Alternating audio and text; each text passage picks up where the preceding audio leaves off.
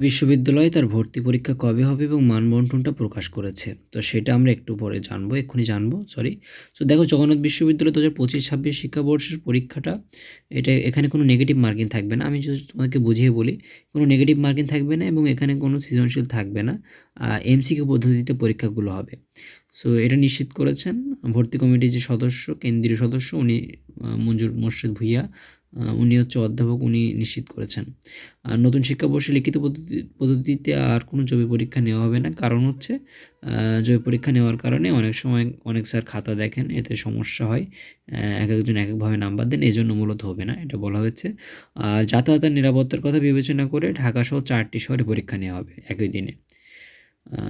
4টি শহরে পরীক্ষা নেওয়া হবে। আর তোমাদের এটা পরীক্ষাটা নেওয়া হবে কোথায় কোথায়? এটা হচ্ছে ঢাকা, রাজশাহী, খুলনা আর কুমিল্লা। এখানে এই 4টা শহরে হচ্ছে একই দিনে পরীক্ষা অনুষ্ঠিত হবে।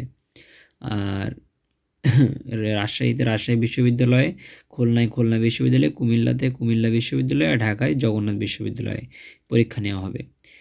আর তোমাদের সায়েন্সের যে ইউনিট, এখানে হচ্ছে মোট 100 নম্বরের ভিতরে 72 নম্বর হচ্ছে এমসিকিউ এবং এসএসসি সমমানের জিপিএ, অর্থাৎ এসএসসি পরীক্ষার উপর ভিত্তি করে তোমার যে জিপিএ তার উপর 10 নম্বর এবং এইচএসসির জিপিএর উপর 18 নম্বর বরাদ্দ আছে। এবং 3টি বিষয় পরীক্ষা দিবা। তবে রসায়ন আর যে পদার্থবিজ্ঞান, এই দুইটা মাস্ট লিখতে হবে।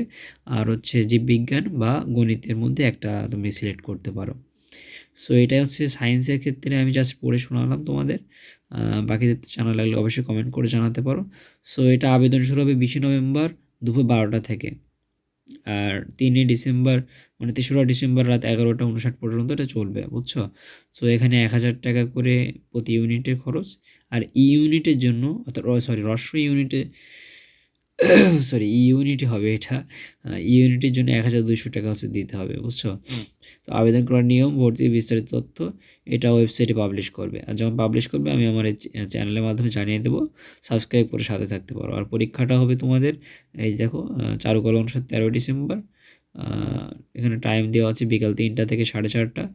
ইউনিট মানে বিজ্ঞান বিভাগে যেটা, এটা হচ্ছে 26 ডিসেম্বর শুক্রবারে বেলা 11টা থেকে দুপুর 12টা পর্যন্ত।